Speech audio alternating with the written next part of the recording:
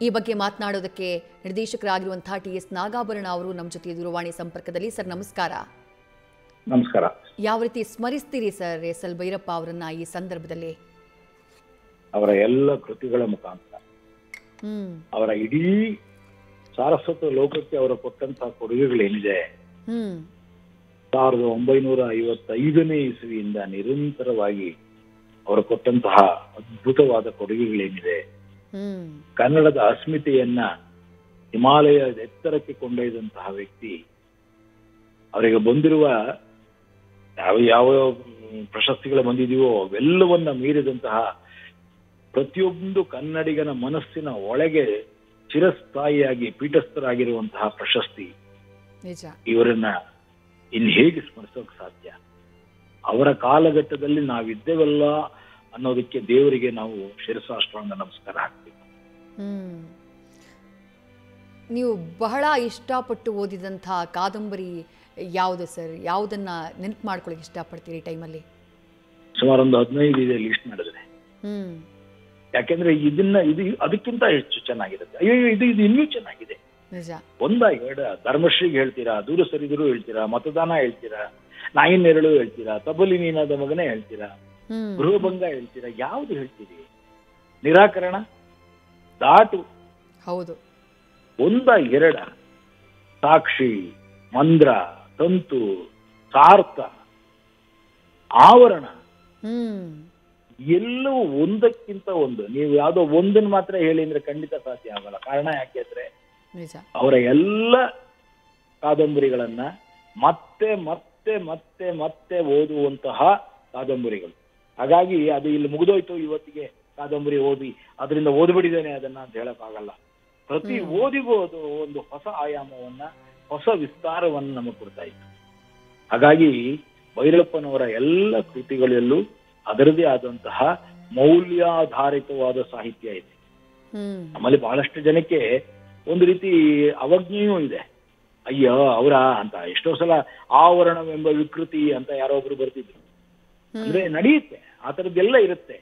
ಅವೆಲ್ಲವೂ ಇದ್ದಾಗಲೂ ಕೂಡ ಜನಪ್ರಿಯ ಕಾದಂಬರಿಗಳ ಮುಖಾಂತರ ಸಮಾಜಮುಖಿಯಾದಂತಹ, ಜೀವನ್ಮುಖಿಯಾದಂತಹ ಮೌಲ್ಯಗಳನ್ನ ನಿರಂತರವಾಗಿ ಜನರ ಹೃದಯಕ್ಕೆ ಸಾಗಿಸಿದವರು ಭೈರಪ್ಪನವರು. ಅವ್ರನ್ನ ಕ್ರಿಟಿಸೈಸ್ ಮಾಡೋರ್ಗೂ ಕೂಡ ಇದು ಅರ್ಥ ಆಗಬೇಕು. ಅಯ್ಯೋ ಇಷ್ಟೊಂದು ಪಾಪ್ಯುಲರ್ ಆಗ್ಬಿಟ್ಟಿದಾರಲ್ಲ ಅಂತ ಹೆದರ್ಕೊಂಡೇನೆ ಅವ್ರು ಅದನ್ನ ವಿಮರ್ಶೆ ಮಾಡ್ಬೇಕು. ಎಲ್ಲ ವಿಗ್ರಹ ಭಂಜಕರು ಬಹಳ ಜನ ಇರ್ತಾರೆ, ವಿಗ್ರಹನ ಕಡೆಯವರು ಒಬ್ರು ಇಬ್ರು ಅಷ್ಟೇ. ನಿಜ. ಅವರ ಲೇಖನದಲ್ಲಿ ಇದ್ದಂಥ, ಅವರ ಬರವಣಿಗೆಯಲ್ಲಿ ಇದ್ದಂಥ ಆ ಶಕ್ತಿ ಏನು ಅಂತ ತಮ್ಗನ್ಸುತ್ತೆ?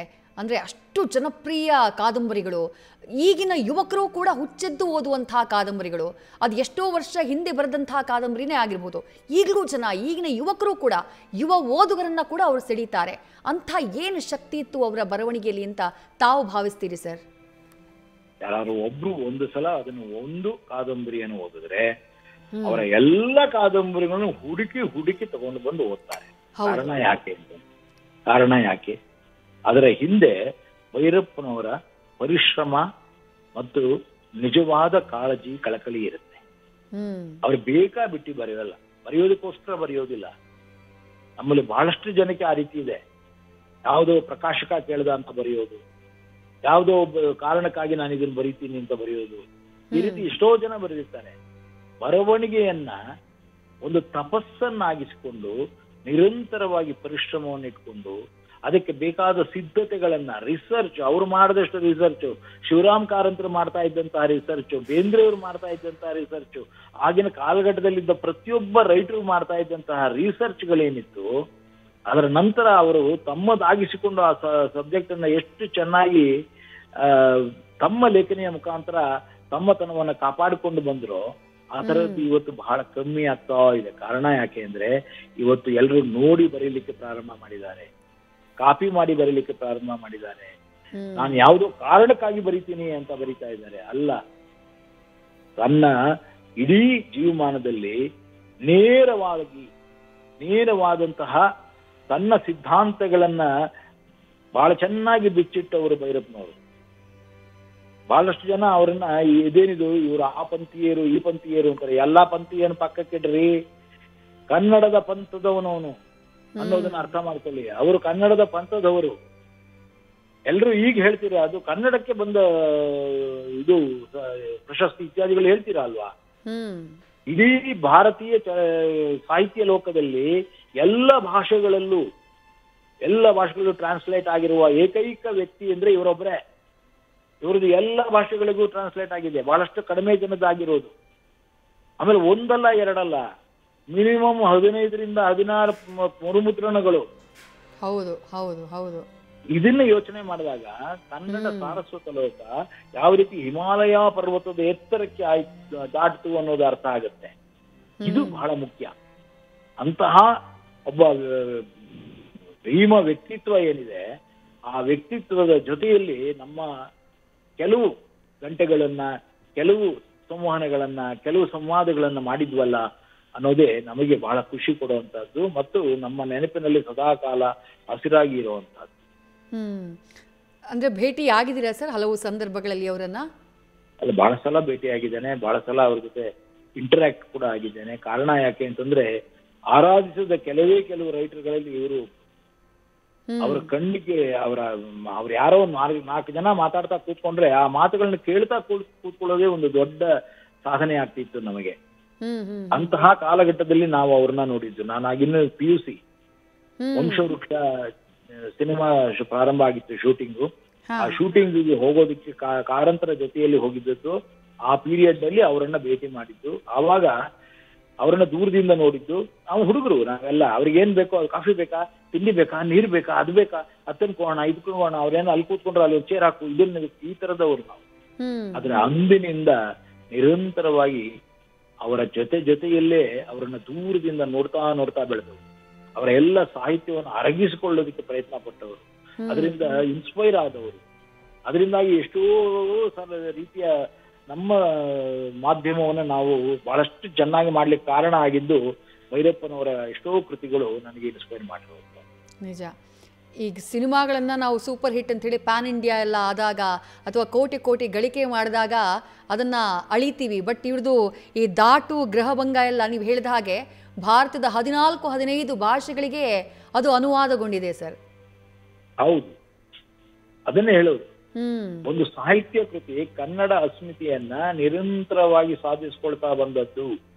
ಆವರಣ ಒಟ್ಟು 43ನೇ ಮುದ್ರಣ ಕಂಡಿದೆ. ಲೆಕ್ಕ ಹಾಕಿ ಯಾವ ರೈಟರ್ನ ಯಾವ ಕೃತಿ ಆ ರೀತಿ ಆಗಿದೆ ಅದನ್ನು ಯೋಚನೆ ಮಾಡಿ. ಆವಾಗ ಅನ್ಸುತ್ತೆ ನಿಮಗೆ ಆವರಣದ ಬಗ್ಗೆ ಸಾಕಷ್ಟು ಗೊಂದಲಗಳನ್ನ ಹೇಳಿದೆ. ಕೆಲವರು ಲೈಕ್ ಮಾಡಿದ್ದಾರೆ, ಕೆಲವರು ಲೈಕ್ ಮಾಡಿಲ್ಲ, ಅದು ಹಾಗೆ ಹೀಗೆ ಇತ್ಯಾದಿಗಳೆಲ್ಲ ಇದೆ. ಏನೇ ಇರಲಿ, ಕನ್ನಡ ಭಾಷೆಯಲ್ಲಿ ಬಂದಂತಹ ಒಂದು ಕೃತಿ, ಆಗ ಯಾವುದೋ ಒಂದು ಪ್ರಶಸ್ತಿ ಬಂದ ಕೂಡಲೇ ಕನ್ನಡ ಭಾಷೆಗೆ ಬಂತು ಅಂತ ಹೇಳಲ್ವಾ ನಾವು?